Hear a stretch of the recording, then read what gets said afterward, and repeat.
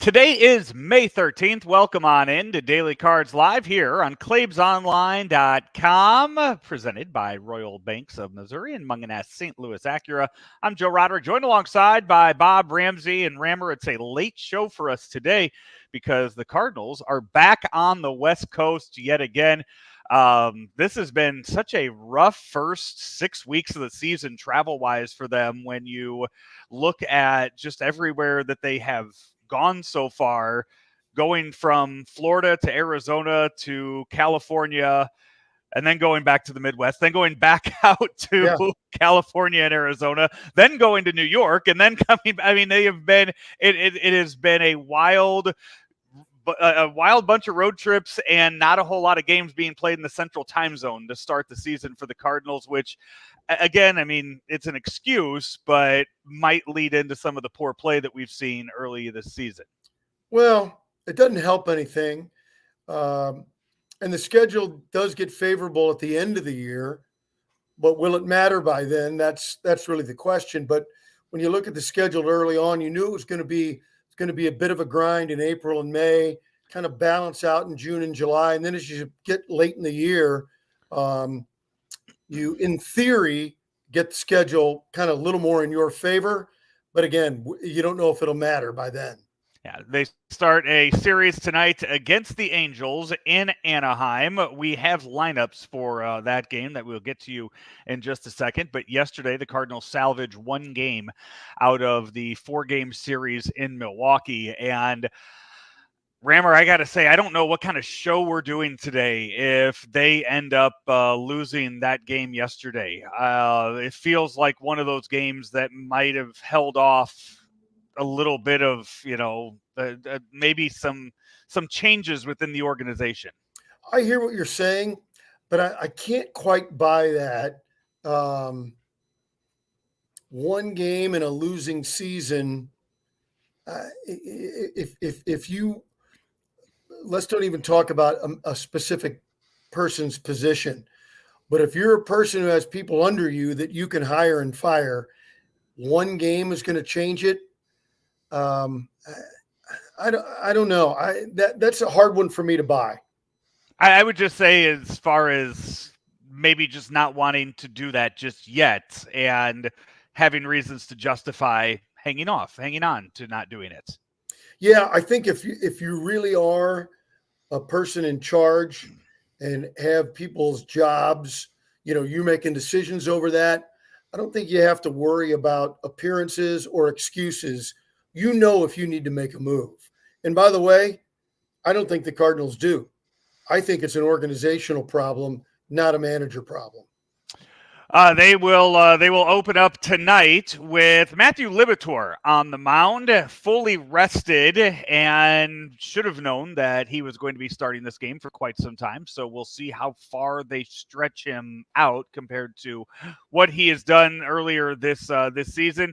He will face Jose Soriano, 1-4 on the year with a 4.32 ERA for the Angels. Kind of a different looking Angels team, managed this year by Ron Washington, who you never hear a bad thing said about Ron Washington when you talk to any kind of baseball people. No, you don't. His reputation is impeccable. A baseball lifer. He's done just about everything. Assistant coach. Manager. He managed the Rangers into the World Series. He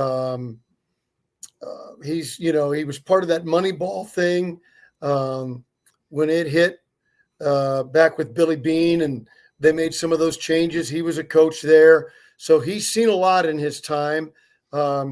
He's in a real tough spot in Anaheim as Ohtani moves on, and then their other best player is hurt and is going to be gone most of the year. So Wash has a real problem on his hands trying to win games. Now, is he there to help develop young players?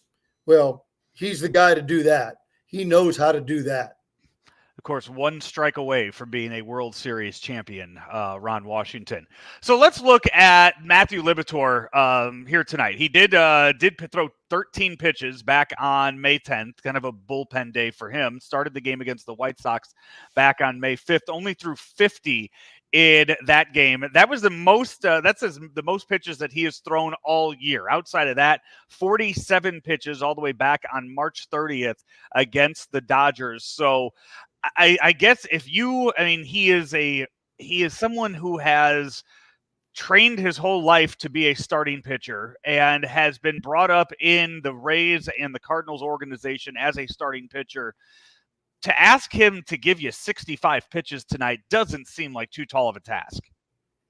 And if he can't give you that, I would be a little bit, I won't say shocked, but a little bit surprised for all the reasons you list and more. It feels like at this time in the bullpen, he started to kind of figure things out for himself at the big league level. Now, what is their strategy? Will he hold back? Will he underthrow? Will he overthrow? All the variables that go into a young pitcher performing in a game. Heck, I don't know. That's why we got to watch tonight, right? Yeah. I don't know how it's going to go, but his performance for the first 6 weeks has led us to this point, and I think appropriately so. So we'll see how it goes. And if he does well, it buys you more time for some of the young guys in the minor leagues. And in let's say it's a month from now and he's doing well in the rotation, maybe he sends Steven Matz back to the bullpen.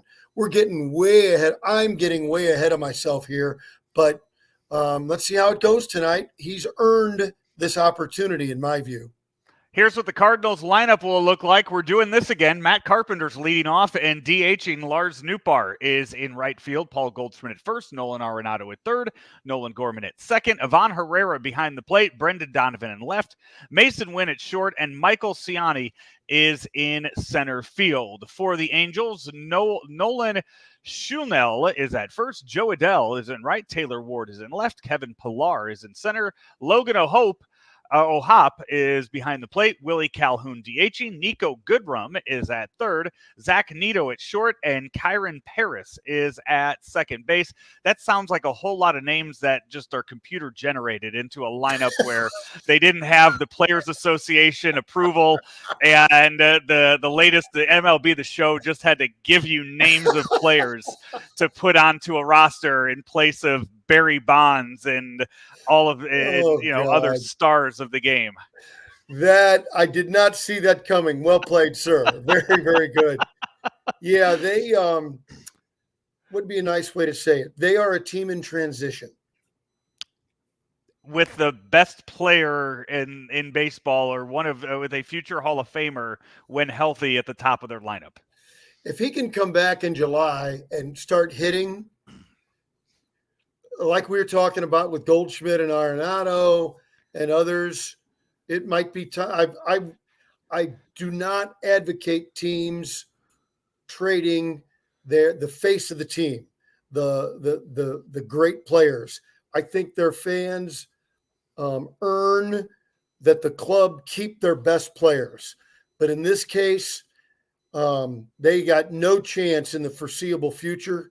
And it would be doing Trout a great service if they could move him to a contender. But he's got to be healthy enough to play. Cardinals led off with Matt Carpenter yesterday. They go back to him doing that today. At this point, it is what it is. Brendan Donovan wasn't lighting the world on fire at the leadoff position. No, he's been bad. Yeah, and you're looking for you sent Jose Fermin down to AAA, so he's no longer an option there.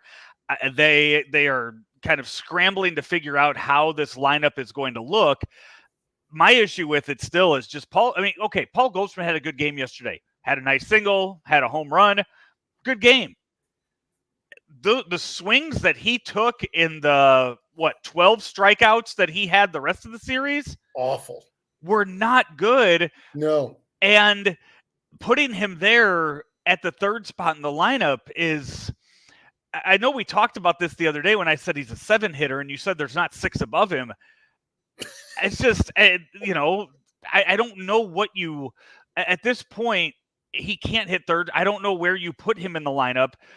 He needed another day off in Milwaukee is what he needed. If I was managing the club, and we all know I should be, if I was managing, I didn't get a laugh. I didn't get a smirk. No, you've gone over this before. It's you've used that one in the past. Yeah.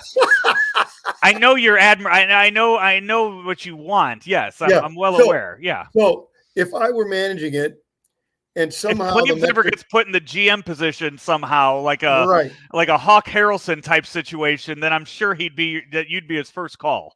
Actually, I'll take you as GM and I'll manage. I didn't say you'd be my first call. No, that's part of it's a package deal. Oh, okay. And if we don't like it, rather than firing each other, we just flip roles. Right.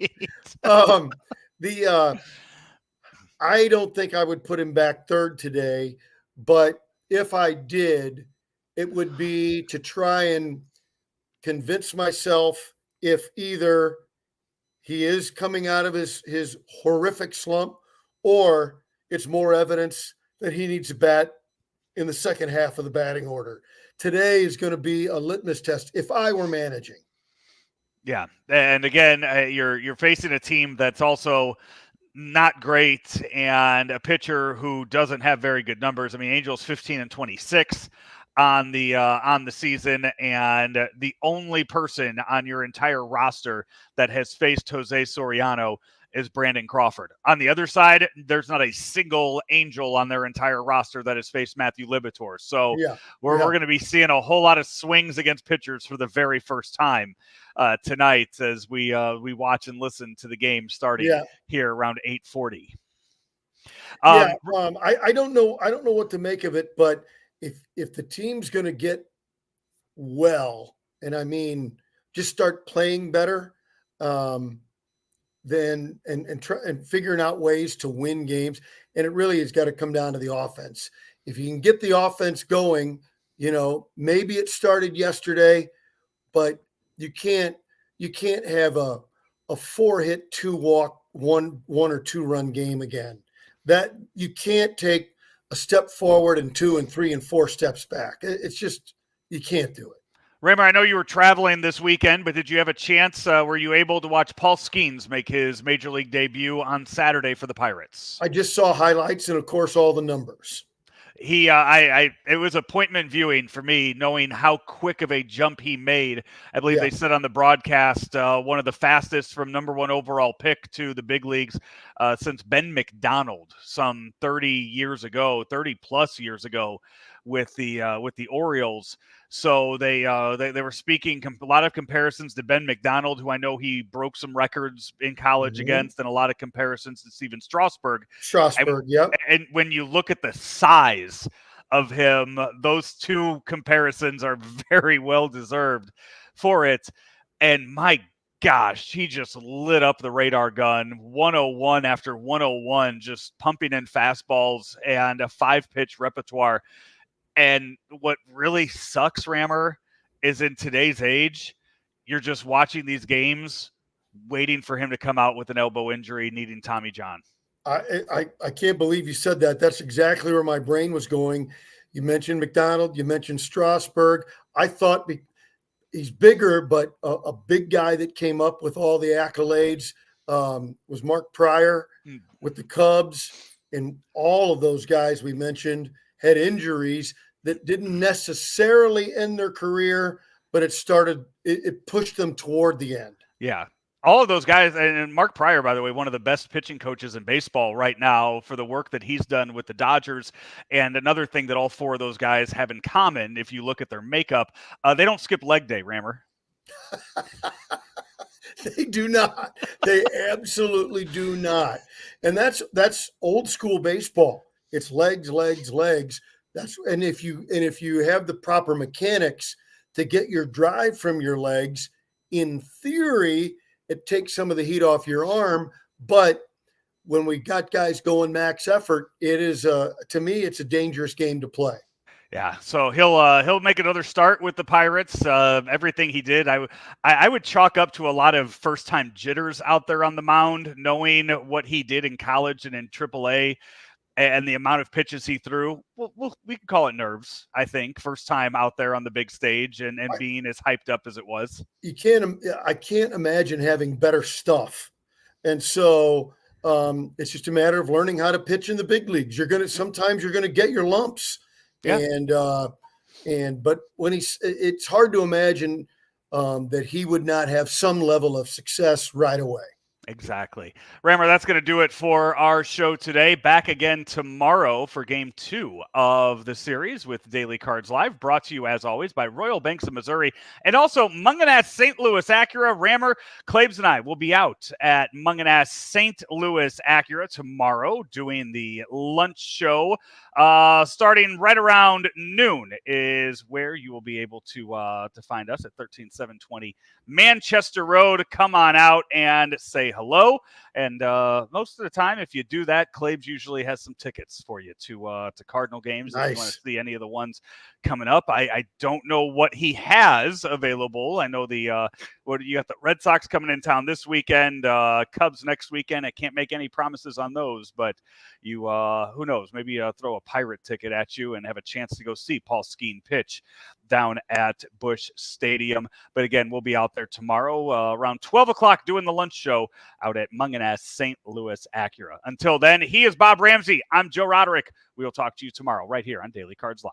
From our roots in St. Louis, Royal Banks of Missouri is branching out to continue serving you with our locations in St. Charles, Jerseyville, Granite City, and now in Hannibal, Center, and New London. Royal Banks of Missouri, the community bank in your community.